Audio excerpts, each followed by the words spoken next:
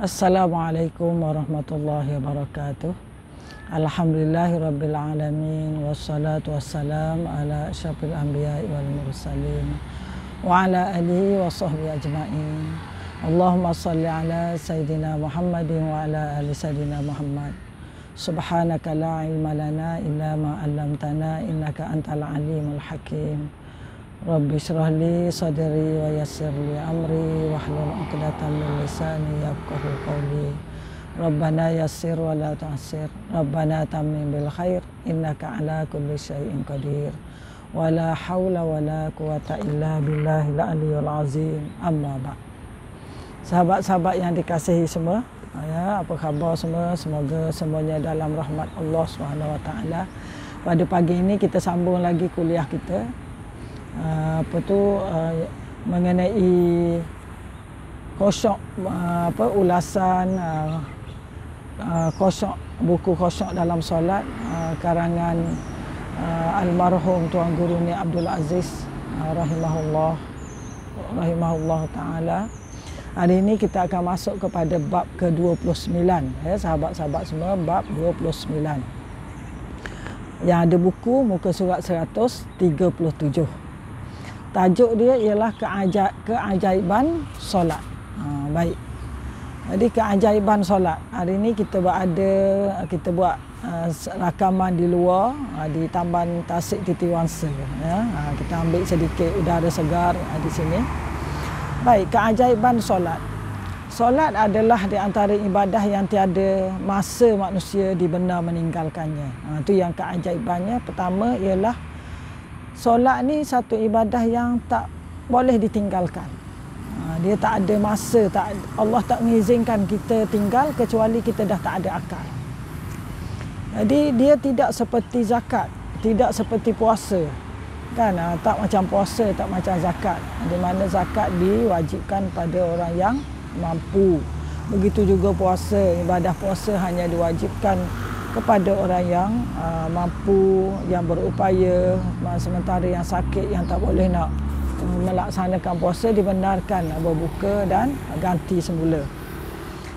Begitu juga kita lihat dalam bab solat ini, disuruh kita solat, kalau tak boleh berdiri disuruh duduk, tak boleh duduk, baring, tak boleh baring. Baring tapi dia tak berdaya nak angkat tangan, dia boleh gerakkan mata atau kening. Ya.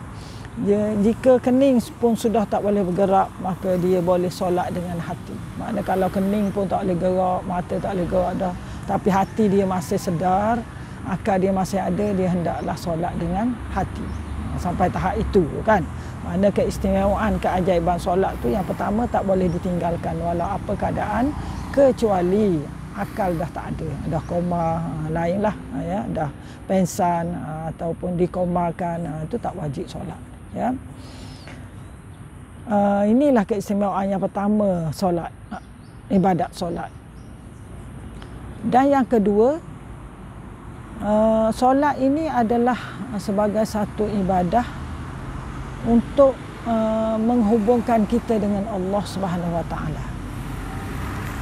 Dia sebagai satu ibadah yang kita sebut sebagai suatu peringatan kita dalam usaha, dalam kehidupan seharian, dalam urusan kita sibuk dengan urusan keduniaan dari pagi sampai malam, maka Allah Subhanahu Wa Taala mewajibkan kita solat 5 waktu untuk mengingatkan kita tentang tugas kita yang sebenar. Kan? Sebab itu dimula dengan subuh dan ditutup dengan isyak. Hanya 5 kali tu Allah wajibkan kita solat supaya kehidupan seharian kita ni tidak lalai. Ada kerehatan dan tidak lalai. Kita diperingatkan untuk mengingati Allah, dan kita diperingatkan melalui solat itu bahawa kita terikat dengan sistem Allah. Semalam kita dah bincang tentang solat itu mengingatkan kita tentang pengawasan Allah pada kita, pemerhatian Allah pada kita. Jadi di situlah 5 kali sehari subuh mula, kamu ingat kan, ikrar kamu apa, solatku, hidupku, mati lillah. Kita nak ingat Allah, nak ikut syariat Allah. Lepas tu dah kerja, Zuhur berhenti sekejap, ingat lagi kamu ada tugas dengan Allah, kamu diperhati oleh Allah. Begitu juga sampai asar, maghrib, dan kita tidur. Sebelum tidur diwajibkan solat Isyak, di mana diingatkan lagi bahawa kamu nak tidur, ya, dan nak tidur tutup dengan juga ingat kepada Allah SWT, ingat kepada hari akhirat. Jadi kalau orang yang solat itu, orang yang buat aktiviti harian itu, dan dia solat mengikut waktu yang diberikan dengan khusyuk, pastilah solat itu boleh membawa kejayaan pada manusia, boleh menghidupkan masyarakat Muslim yang sebenar, ya, boleh melahirkan suasana Muslim sebenar, orang yang jujur, orang yang amanah, orang yang integriti. Integriti ini bukan hanya wujud pada slogan saja sebenarnya, tetapi ia wujud daripada didikan iman yang dihasilkan daripada solat. Ramai orang boleh bercakap integriti. Kan sekarang orang kata ke arah kerajaan berintegriti. Integriti, ya, dia amanah semua tu boleh dihasilkan melalui keimanan pada Allah. Kalau kita ingat Allah tengok kita, ya, Allah melihat apa yang kita buat, malaikat catat amal kita, dan kita ada hari akhirat, insya-Allah orang semua amanah, orang tak akan buat rasuah, orang tak akan buat penyelewengan. Itulah kesan ibadah solat yang ditarbiah oleh Allah Subhanahu Wa Taala dan ditunjuk oleh Rasulullah sallallahu alaihi wasallam. Sebab itulah dalam laungan azan disebut hayya 'alas solah, hayya 'alal falah. Kan, mari sembahyang dan mari menuju kejayaan. Sebab orang sembahyang dengan khusyuk, insya-Allah dia akan beroleh kejayaan, bukan sahaja di dunia, bahkan juga di akhirat. Baik. Okey, yang kedua tu, ya. Yang kedua, solat ni ada laungan azan. Ya, ibadah lain tak ada laungan azan. Ya, mana ada puasa laungan puasa, tak ada. Ya, satu-satunya ibadah istimewa ialah solat yang ada laungan azan. Dan yang ketiga, azan ni pula dia berlaku seluruh dunia, kan? Semua orang bermula dengan azan, kan? Seluruh dunia di mana sekalipun dia bermula dengan azan dahulu sebelum solat. Itu yang kedua, ya, keistimewaan solat. Yang tadi kita bincang macam mana solat membentuk peribadi yang berintegriti, membentuk peribadi yang amanah, yang berakhlak. Yang ketiga, solat membentuk prinsip kesamarataan. Maknanya di sini ibadah solat melatih kita buang perbezaan taraf. Adanya kesamarataan. Di mana contohnya melalui solat berjemaah. Siapa datang awal duduk depan, siapa datang belakang walaupun dia menteri ke agung ke, dia kena duduk belakang. Dia tak boleh pergi je duduk tepi imam, tak boleh, ya kan? Itu kita nampak di situ. Dan kita lihat kesamarataan juga kita nampak lain daripada pembentukan saf, mengikut orang yang datang awal. Begitu juga yang kedua ialah melalui doa. Setiap orang akan berdoa pada Allah, dan setiap manusia dia tak boleh pisah daripada doa. Kan kita lihat walaupun bos ke ketua ke siapa agung sekalipun, dia akan berdoa pada Allah, sebab manusia ni adalah hamba Allah yang lemah. Jadi bila kita lemah, kita perlu pada Allah Subhanahu Wa Taala. Sebab itu semua manusia akan berdoa pada Allah. Kita tak boleh nak buat apa yang kita rancang. Belum tentu yang kita rancang kita akan dapat capai. Kan? Allah sajalah perancang yang terbaik. Baik. Di sini nampak jelas persamaan dan hilang contoh yang diberi, iaitu suatu cerita di mana Tuan Guru ceritakan muka surat 139, di mana ada sebuah cerita zaman Khalifah Harun Ar-Rasyid. Khalifah Harun Ar-Rasyid itu zaman Abbasiyah. Sewaktu beliau pergi berburu dalam keadaan dahaga, setelah dibantu oleh seorang tua kampung, baginda menjemput orang tua itu ke istana. Jadi dia pergi buru, lepas tu dah tak cukup air, dahaga. Jadi dia dapat minum air itu dengan dibantu oleh seorang tua di kampung. Jadi Khalifah Harun Ar-Rasyid ini terkenal dengan seorang yang adil, kan, suka pada ilmu, suka ulama memperingatkan dia. Jadi pemerintahan yang baik ialah diperingatkan, dinasihati oleh ulama yang baik. Lalu dia jemput orang tua ni datang ke istana. Nak balas budi ni kan, baiknya Khalifah Harun Ar-Rasyid. Dia jemput orang tua ni datang ke istana. Semasa orang tua tu pergi ke Baghdad di istana presiden, dia melihat Khalifah Harun al-Rashid sedang berdoa pada Allah Subhanahu Wa Taala. Khalifah Harun pun berdoa juga, Khalifah pun berdoa, Perdana Menteri berdoa ya. Orang tua ni berkata, jika begitu tak ada perbezaan di antara aku dengan Khalifah. Ya. Kalau gitu aku sama je dengan Khalifah. Aku berdoa, Khalifah pun berdoa. Makna kita ni miskin, kita mengharap rahmat Allah, kita mengharap permintaan dari Allah. Kita nak kita ni mendamba kan permintaan kita pada Allah, kerana bukan semua apa yang kita nak kita dah boleh capai kan. Kalau Allah tak izin tak akan berlaku. Sebab tu kita perlu berdoa. Dan jadi dia kata, oh jika begitu tak ada bezalah aku dengan Khalifah, sama je dengan Khalifah. Khalifah pun berdoa, aku pun berdoa. Itu contoh kan, doa telah membentuk persamaan taraf.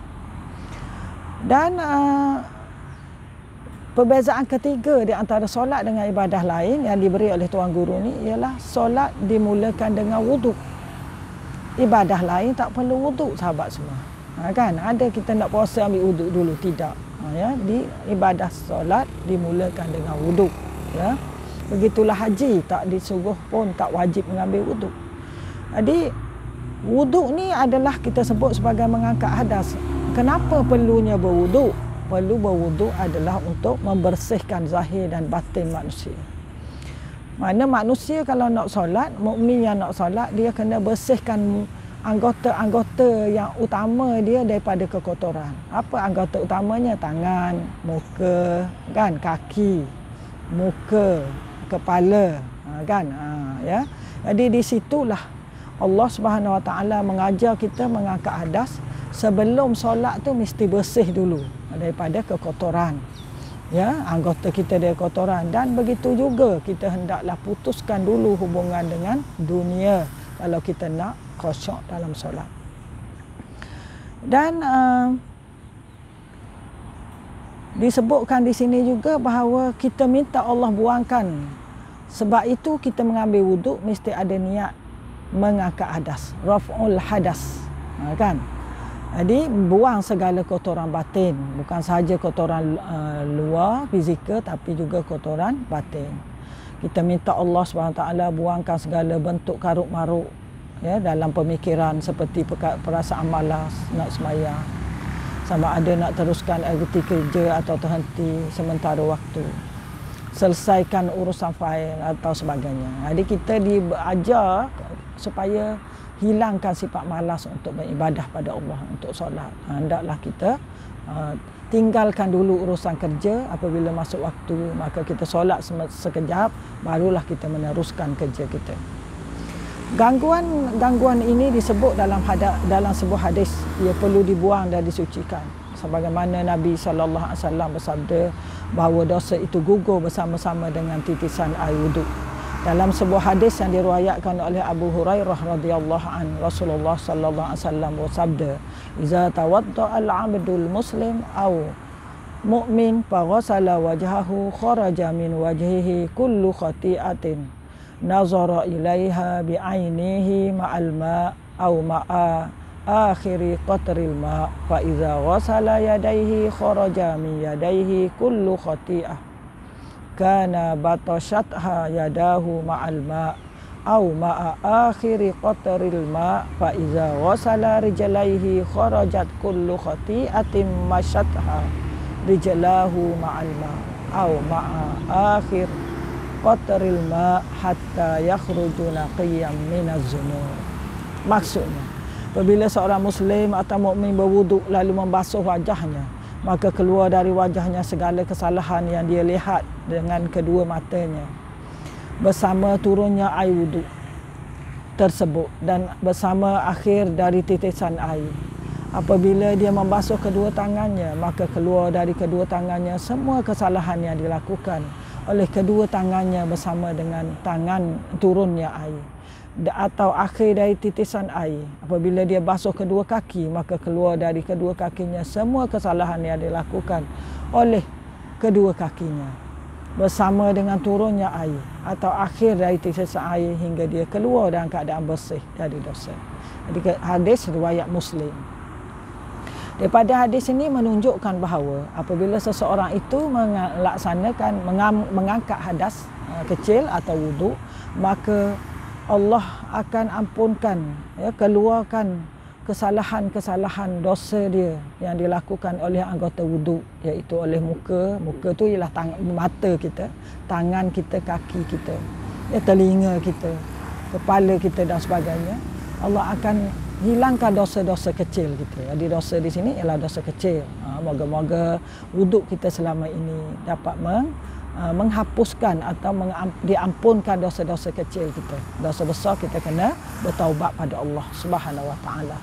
Jadi di situlah hikmah wuduk, selain daripada membersih anggota zahir, bahkan mengampunkan dosa, menghapuskan dosa, membersihkan dosa daripada anggota kita. Moga-moga di akhirat nanti kita menghadap Allah dalam keampunan Allah Subhanahu Wa Taala. Baik, inilah adab untuk berjumpa dengan Allah Subhanahu Wa Taala melalui solat. Waktu kita mengambil wuduk, kita hendaki basuh muka. Muka ini mengandungi segala anggota penting dari tubuh.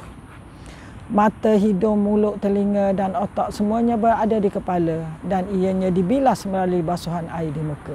Ya, anggota yang ada pada muka ni memang anggota penting, terutama sekali kepala kita, ada otak kan, ada mata, ada telinga, ada hidung, ada mulut. Ini anggota yang utama yang nak kita lihat, nak rasa, nak fikir dan sebagainya. Jadi seluruh anggota pengawal bersifat controller dibasuh melalui aktiviti pembasuh muka. Jadi ini controller kita pada hati, pada otak kita. Maknanya di sini semua anggota ni dibasuh. Hati tak boleh basuh lah kan. Ni muka. Jadi di sinilah dia kehendaki kita basuh ni dalam arti kata bersih nak menghadap Allah dari sudut zahir dan juga bersih dari sudut dosa.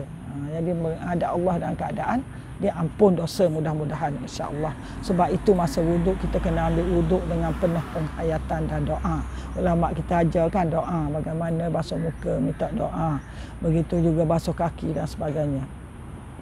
Ketika diminta berwuduk supaya jiwa bersih, hati tetap, apa hal akan jadi bagi mereka yang tidak bersembahyang. Dia tidak berkesempatan untuk wuduk dan menggugurkan kotoran baik zahir atau batin.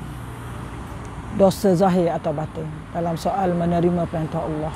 Nabi Muhammad SAW diangkat oleh Jibril sendiri untuk menerima langsung dari Allah. Ini berbeza sama sekali dengan ibadah, solat, puasa dan haji. Jadi akhirnya Tuan Guru menyimpulkan dalam bab ini bahawa bagaimana dengan keadaan orang yang tidak solat. Kan orang tak sembahyang ni macam mana? Di mana dosanya tak diampun. Dosa kecil dia zahir, dosa batin tidak diampun oleh Allah kerana dia tak solat. Ya, sebab itulah perlunya solat dalam hidup kita. Selain daripada syaratnya solat dengan khusyuk, dia start daripada wuduk lagi, supaya kita sama-sama mengambil perhatian bahawa solat ini ibadah yang amat penting dan begitu ajaib dalam hidup kita. Dia menghubungkan kita dengan Allah Subhanahu Wa Taala, membersihkan dosa-dosa kecil kita dan juga mengajak kita untuk mengingati Allah, dan kesannya ialah ke dalam kehidupan aktiviti harian kita. Moga-moga kita menjadi orang yang berakhlak, orang yang bertakwa pada Allah, kerana sentiasa mengingati bahawa Allah melihat kita. Kalau siapa yang ingat depan dia ada CCTV, dia pergi pasar raya ke mana, ada CCTV di masjid, orang tak berani nak mencuri. Ya, begitulah kalau kita ingat Allah memahati kita. CCTV Allah ni tak ada penghadang, maka kita akan menjadi orang beriman kepada Allah Subhanahu Wa Taala. Jadi rumusannya untuk bab 29 ialah keajaiban solat, perbezaan solat daripada ibadah yang lain, daripada puasa, zakat dan semuanya. Di mana yang pertama Ustazah rumuskan, solat tidak boleh ditinggal walau dalam apa keadaan, kecuali tak ada akal. Selagi akal ada, wajib solat. Yang kedua, solat dimulakan dengan azan. Yang ibadah lain tak ada azan. Dan solat bawa kepada kejayaan, hayya 'alal falah. Ya. Yang ketiga, solat menunjukkan prinsip kesamarataan, prinsip persamarataan di antara ummah melalui saf. kedudukan saf. Siapa datang awal masuk depan. Ya. Begitu juga prinsip doa. Semua orang berdoa dengan itu. Ya, diri siapa pun dia tetap akan perlu kepada munajat pada Allah supaya Allah memperkenankan hajat-hajat mereka. Dan yang keempat ialah keistimewaan solat, ialah solat dimulakan dengan wuduk. Wuduk itu, tujuan wuduk adalah untuk menghapuskan, membuangkan kekotoran pada wajah, pada anggota-anggota yang diwajibkan, anggota yang penting, dan juga untuk keampunan Allah Subhanahu Wa Taala. Keampunan dosa. Maknanya wuduk itu membersihkan dari sudut lahiriah dan batiniah. Kan? Dari sudut maknawi dan dari sudut yang lahir. Jadi betapa untungnya orang yang solat. Dan oleh itu, wahai sahabat semua, pada diri ustazah sendiri, sama-samalah kita meningkatkan kualiti solat kita. Moga-moga Allah anugerahkan kita nikmat khusyuk dalam solat, supaya solat ini dapat membentuk pribadi kita yang bertakwa. Pemimpin yang solat akan menjadi pemimpin yang bertanggungjawab. Pemimpin yang khusyuk dalam solat, yang menghayati konsep muraqabatullah, Allah mengawasinya. Dia akan menjadi pemimpin yang bertanggungjawab pada rakyat. Tak menyeleweng, tak rasuah, tak bohong dan tak sebagainya. Begitu juga ayah, ketua keluarga yang baik, yang solat dengan khusyuk, maka dia akan bertanggungjawab pada keluarga, pada anak-anaknya. Anak-anak juga begitu. Yang solat ya, dengan khusyuk, dia akan jaga amanah. Ya, ibu bapanya akan menjadi anak yang soleh dan solehah. Dia akan berbakti kepada ummah dan kepada kedua ibu bapanya. Jadi marilah sama-sama kita menghayati, kita berusaha mendapat solat yang khusyuk. Jadi setakat itu saja. Segala yang baik itu dari Allah Subhanahu Wa Taala. Kekurangan adalah daripada diri ustazah sendiri. Mohon maaf jika ada kekurangan dan kesilapan. Dan kita tutup dengan tasbih kafarah dan suratul As. Subhanakallahumma wa bihamdika asyhadu an la ilaha illa anta astaghfiruka wa atubu ilaik. Bismillahirrahmanirrahim. Wal 'asri innal insana lafi khusr illa alladzina amanu wa 'amilus solihati wa tawasaw bil haqqi wa tawasaw bis sabr. Wa sallallahu ala sayyidina Muhammadin wa ala alihi wa sahbihi ajma'in. Walhamdulillahi rabbil alamin. Wallahu alam. Aqulu qawli hadza wa astaghfirullah li wa lakum. Wassalamu alaikum warahmatullahi wabarakatuh.